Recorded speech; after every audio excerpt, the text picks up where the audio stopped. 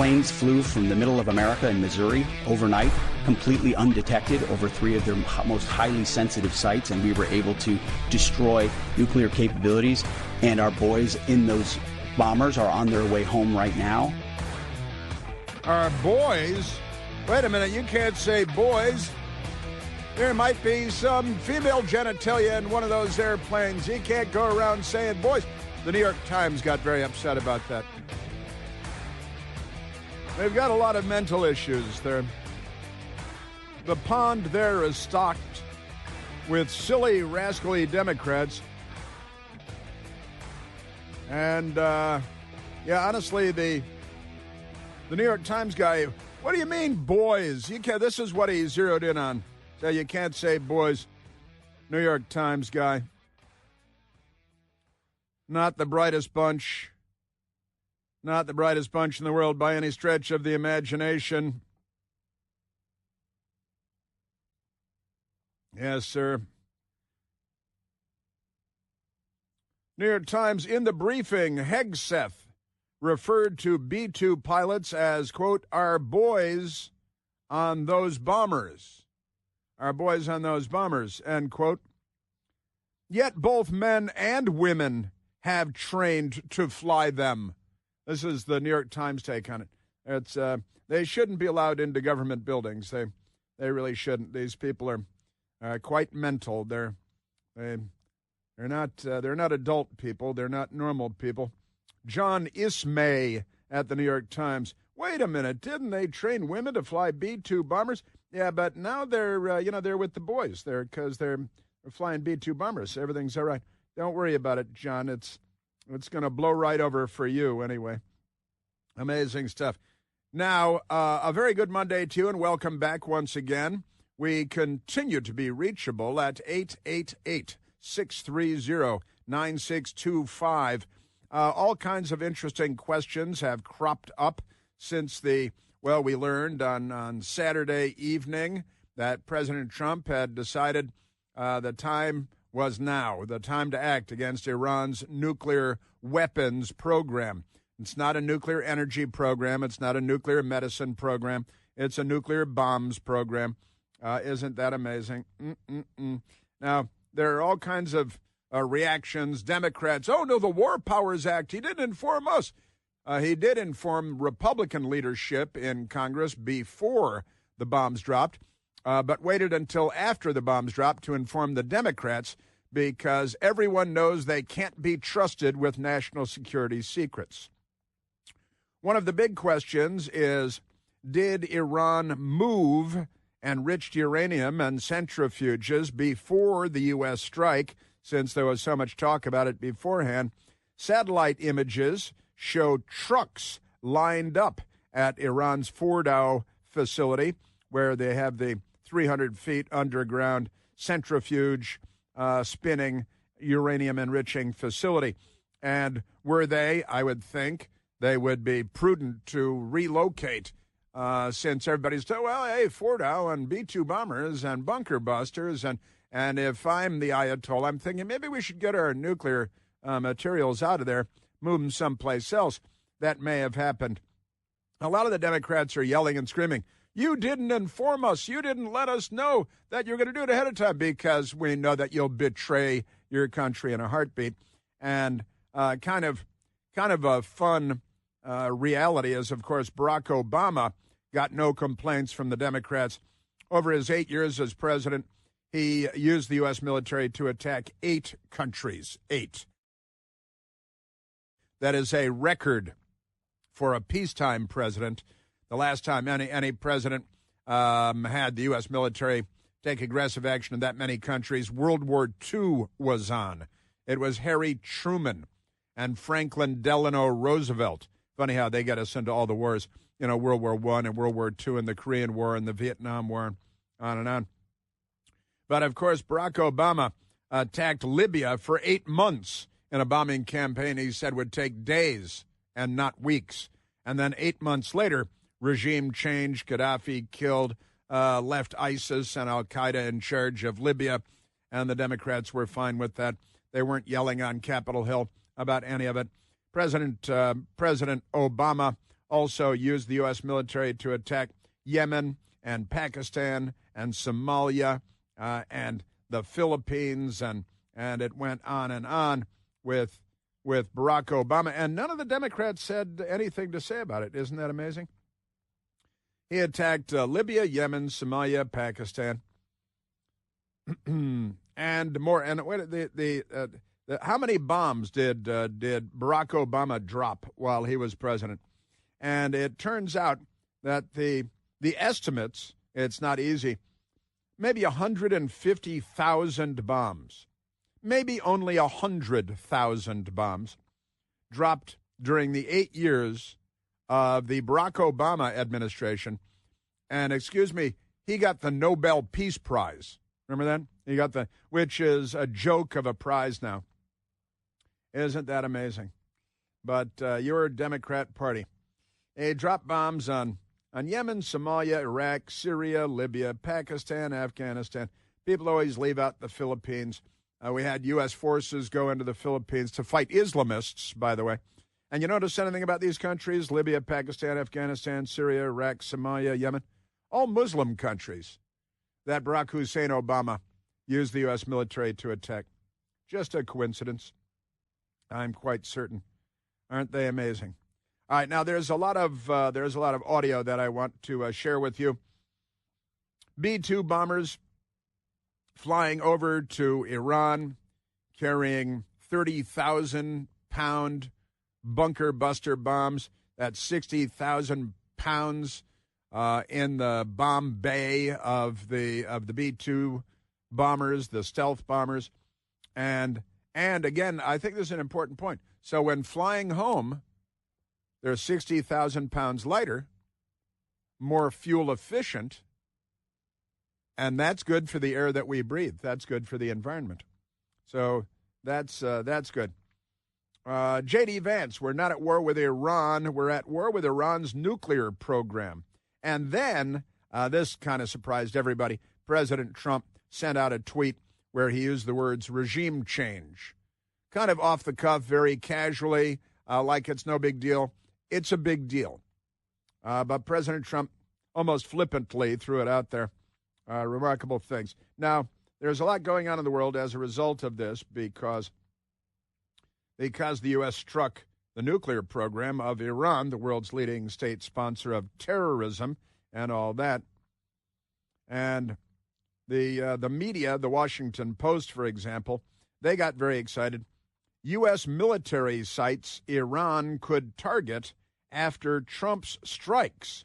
And the Washington Post published a front-page story and an online story with a map of the region showing exactly where U.S. military installations are and where U.S. military personnel are in Iraq, in Syria, in Kuwait, in Bahrain, in Qatar, in the UAE, and the people at the Washington Post are trying to be helpful to Iran if they want to start bombing Americans. After the U.S. strikes on Iranian nuclear facilities, these are the U.S. military sites that Iran could target. That's the actual subheadline on this story. Pretty amazing, because they are not on our side. Number of U.S. military sites in the Middle East, and here they are, just in case you don't know. The Democrat Party, represented by the Washington Post here, doing the targeting for Iran. And if Americans are targeted, and if the Iranians are successful in targeting Americans, then the Washington Post will have played a role in that. Aren't they great?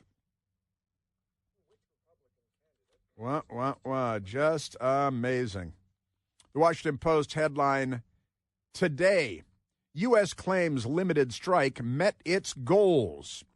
U.S., other nations push for talks. Trump references regime change on social media. Now, the massive U.S. attack launched overnight on Iran's nuclear program was unprecedented in its scope and in the weaponry used. But it was intended as a limited strike, and not to overthrow the Iranian government, top Trump administration officials said on Sunday. And since the top Trump administration officials on Sunday were out there talking to people, and actually President Trump came out on Saturday night, and I want to get to that. The Washington Times headline with an appropriate banner headline today, World on High Alert. They, you provoked the world's leading state sponsor of terror. Sleeper cells, hundreds of Iranian illegal aliens released into the United States of America during Joe Biden's administration, by Joe Biden's administration, literally hundreds. We had more than 1,500 Iranian illegal aliens caught sneaking into the United States during Joe Biden's 4 years, and they released half of them into the United States, and free as you please, they're wandering around. Now, Midnight Hammer destroys Iran nuclear sites. Tehran threatens to retaliate after U.S. strikes. The Washington Times reporting the news. Also, inside in their commentary section, a piece by the great Rowan Scarborough, The Iran Plot Against Trump.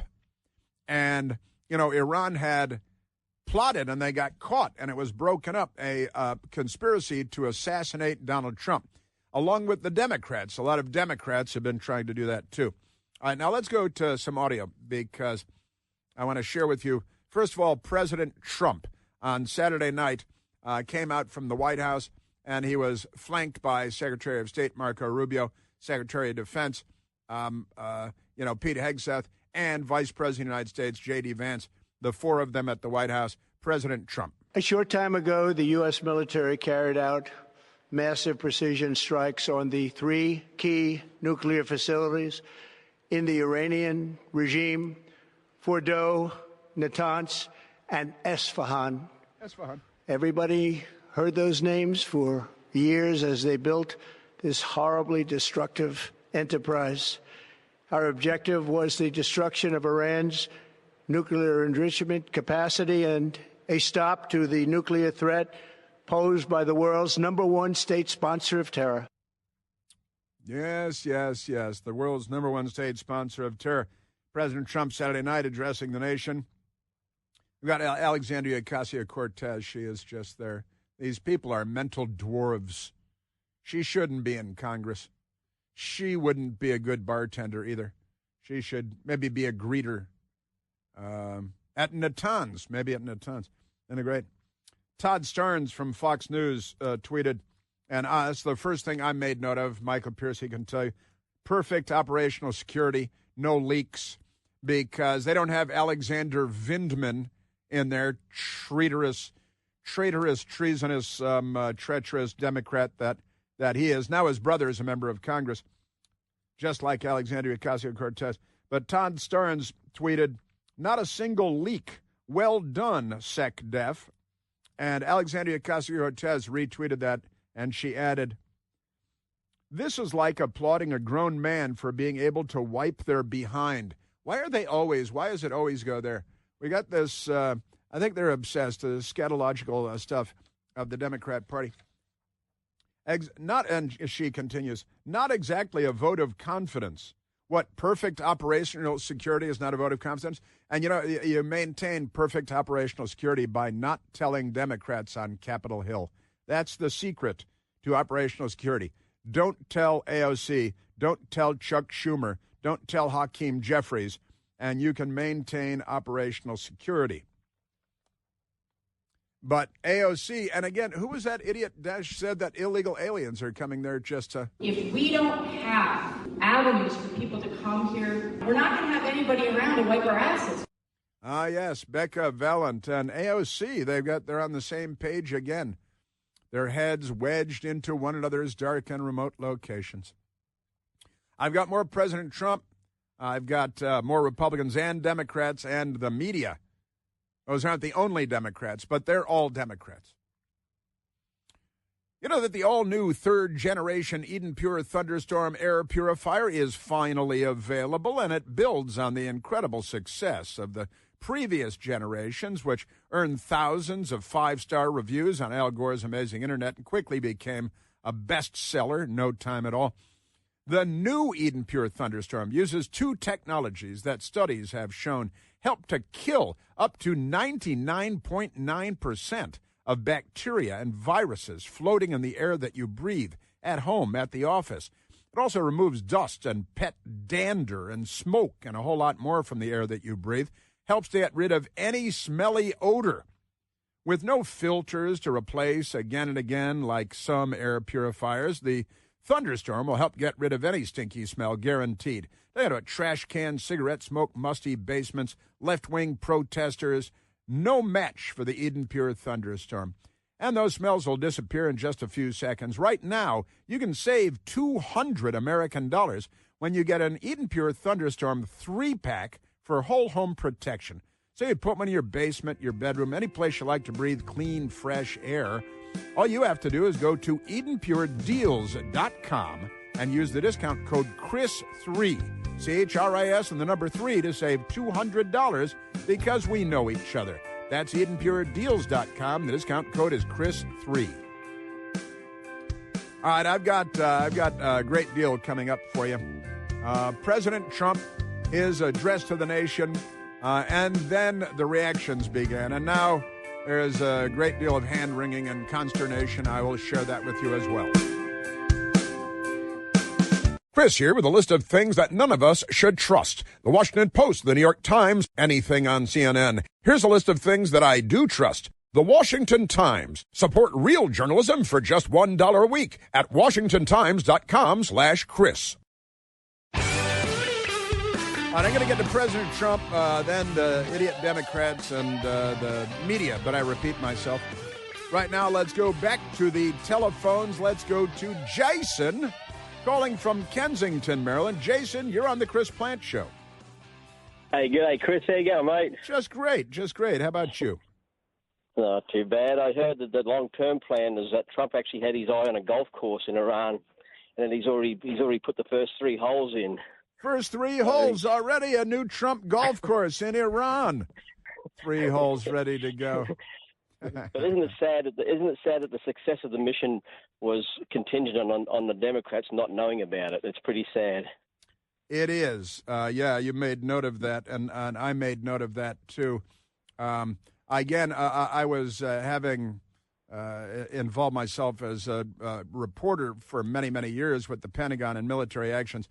Operational security is paramount from a military perspective, certainly. Mm-hmm. And the key is, and what we learned from MSDNC is that the Republican leadership in Congress, they were made aware before the strikes. The Democrats were only made aware after the bombs had been dropped. Right? What does that tell you, Jace? Tells you that they're not on your side, and they may as well be the terrorists. And they may as well be the terrorists, and it really does, that they would betray us in a heartbeat. Alexandria Ocasio-Cortez mocking a reporter for talking about OPSEC.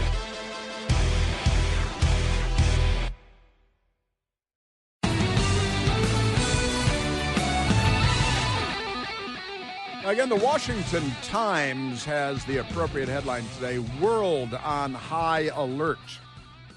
Midnight Hammer destroys Iran nuclear sites.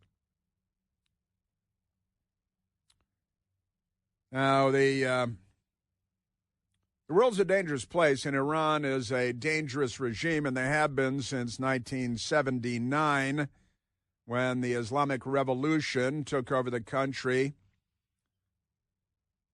took the American embassy personnel in Tehran hostage. That went on for 444 days. Began on November 4th, 1979, ended January 20th, the day that Ronald Reagan was inaugurated president, January 20th, 1981, when they decided it'd be a really good idea to let the remaining 52 American hostages go because Ronald Reagan wasn't kidding. And they were fine with Barack Obama, who funded them, and Barack Obama gave the green light to everything the Iranians were doing with enriching uranium and spinning centrifuges and building underground nuclear facilities that inspectors couldn't get to. And Barack Obama lied to us about it, and John Kerry, both Democrats, lied to us about it. and they really set the table for the danger that has been looming for so long now, with Iran working on an arsenal of nuclear weapons and a ballistic missile program that would allow them to deliver those nuclear weapons, not just to Israel, but beyond, as the range of their ballistic missiles expanded and expanded. Right? Amazing stuff. In the meantime, Democrats are talking about impeaching President Trump because they're not on our side. Boy, are they not on our side. And again, I just shared with you the Alexandria Ocasio-Cortez idiocy as she's talking about a tweet by a Fox News person saying, wow, amazing operational security. And Alexandria Ocasio-Cortez attacked Todd Stearns for noting the operational security. And as Jason just noted, Jason from Kensington, one of our great friends, as Jason just noted, it's really sad that we live in a world where maintaining operational security means not telling the Democrats in Congress, because you know that they will betray our country again. You know that they will do it in a heartbeat. And Alexandria Ocasio-Cortez is one very unintelligent example of that. This is like applauding a grown man for being able to wipe their behind, not exactly a vote of confidence. Well, you know, you guys are you're the spies in the organization. You're spying for radical Islamists. You're spying for the parent company of Hezbollah and Hamas and the Houthis. You guys are on the side of the death cult that is radical Islam. And then Alexandria Ocasio-Cortez tweeted, the president's disastrous decision to bomb Iran without authorization is a grave violation of the Constitution. No, it's not. And congressional war powers. No, it's not. He has impulsively risked launching a war that may ensnare us for generations. We're already involved in a multi-generational war with radical Islam. It started on September 11th, 2001. It actually started before that with hostages and Iran blowing up the Marine barracks in Beirut in 1983. Never mind that. Alexandria Ocasio-Cortez continues, it is absolutely and clearly grounds for impeachment. Ground for impeachment. She should be impeached. Let's start impeaching her now. Let's start removing her from Congress now. You know, I ate when I was a waitress and a bartender, and I eat as a member of Congress. It's called a job. She doesn't like working very much. That explains the stuff stuck in her teeth, like Bernie Sanders. That's your Democrat Party. Let's go back to President Trump, because President Trump on Saturday night came out and addressed the nation with his vice president, his secretary of defense, his secretary of state, flanking him, and the president addressed the nation. Tonight I can report to the world that the strikes were a spectacular military success. Iran's key nuclear enrichment facilities have been completely and totally obliterated. Iran, the bully of the Middle East, must now make peace. If they do not, future attacks will be far greater and a lot easier. Be far greater and a lot easier. Our nuclear facilities obliterated. Obliterated. I went to MSDNC. I was watching some MSDNC this weekend. And they have a fraud, a charlatan, who is a former Time magazine fake journalist, a Democrat hack, who then dropped everything to go to work in the Barack Obama State Department, right? Along with the ABC news guy, who then went to CNN as the anchor man, because, you know, that's what you do. You leave your journalism career, you go to work for Obama in the State Department, then you go back into journalism. And if you're at CNN, they say you're an anchor man now that you've worked for a Democrat administration, because, you know, Jake Tapper at CNN, anchorman, former Democrat Capitol Hill staffer. And then, of course, the ABC guy who went to the Obama State Department and then to CNN afterward. And Richard Stengel is a Time magazine guy who then went to the Obama administration, because what's the difference? Democrat Party politics, in or out of the news media, it's the same thing. But President Trump just said the nuclear facilities of Iran have been obliterated. And this was the genius award-winning journalist / Obama administration official Richard Stengel responding to President Trump. It was nice to have a sober scientific assessment of what has happened or hasn't happened rather than the use of bluster and braggadocio like the president and the Secretary of Defense. I don't believe obliteration is a military term, and I would defer to my two colleagues about that. He wants to take issue with the word obliterated, and he converted it to obliteration. Okay, but that's journalism and the Democrat Party today in 2025. Again, another Obama administration official who started as a journalist, then Obama administration, now back to pretending to be a journalist on MS-13 DNC. President Trump came out. He was very concise. He was about 3 minutes, and then he didn't take questions for 3 hours. He turned and walked away, President Trump, on Saturday night after we learned of the strikes on nuclear facilities in Iran. For 40 years, Iran has been saying death to America, death to Israel. They have been killing our people, blowing off their arms, blowing off their legs with roadside bombs. That was their specialty. We lost over 1,000 people, and hundreds of thousands throughout the Middle East and around the world have died as a direct result of their hate. In particular, so many were killed by their general, Qasem Soleimani. I decided a long time ago that I would not let this happen. It will not continue. It will not continue. Now, I mean, again, these guys have been the bad guys since I was a teenager, and they took over the American embassy in Tehran. Bad guys, hostage takers, murderers, terrorists. They're the bad guys everywhere you look. And I tell you, I mentioned this a month ago, 6 weeks ago. I was at Newsmax, and I encountered the Iranian crown prince in exile, Reza Pahlavi, the son of the Shah of Iran, the late and deposed Shah of Iran, abandoned by Jimmy Carter and the Democrats, which set the stage for the Iranian Revolution, which set the stage for where we are today because of Jimmy Carter's ineptitude and incompetence. We abandoned our ally, height of the Cold War, and while the Shah may not have been the nicest sweetheart in the world, he was better than every available alternative, as I think we should now acknowledge. But the son of the Shah, Reza Pahlavi, is the Iranian crown prince in exile, Reza Pahlavi, who I met and had a very nice conversation with a while back at Newsmax.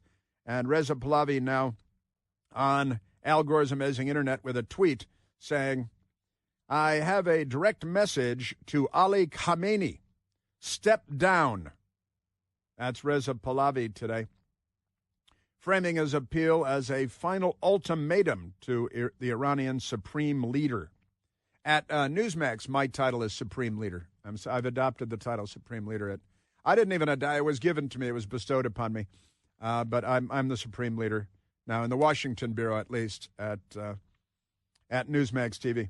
And Reza Pahlavi, the crown prince in exile of Iran, and nice man, smart man, and good family, and he could do a lot worse. He added, first of all, I have a direct message for Ali Khamenei, step down. And he said, and if you do, you will receive a fair trial and due process of law. Well, that's throwing down right there, isn't it? That's the gauntlet. Man, that's big stuff. And I actually met Reza Pahlavi once decades ago when I was living in Santa Barbara, too. Much of his family relocated to Santa Barbara and to Montecito. And yes, sir. A lot of stuff going on in this world. Yes, sir. And this is great. Caroline Leavitt, the White House press secretary, has tweeted to CNN. CNN published phony news, and Caroline Leavitt tweeted at them, this is fake news.